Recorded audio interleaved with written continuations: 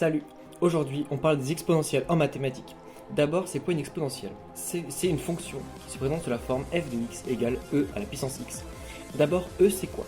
Eh bien, e, c'est un nombre qui vaut environ 2,718. Ok. Et sa particularité, c'est que, enfin, une de ses particularités, c'est que sa dérivée, donc f' de x, c'est la même que la fonction. Donc si tu as f de x égale e de x, eh bien f' de x est égal à e de x. Je dis 2, mais c'est à la puissance, par abus de langage. Ça, la fonction, elle ressemble à ça. Donc là, on a les axes. Elle ressemble à ça. Comme ça, à peu près.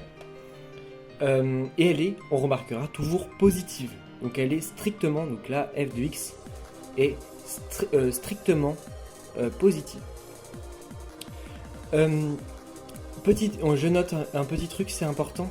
Si vous avez quelque chose, je vais dire une bêtise, je vais appeler g de x, une fonction qui sera par exemple e à la puissance 12x, sa dérivée sera un peu différente, g' de x sera égal à 12e 12 à la puissance 12x.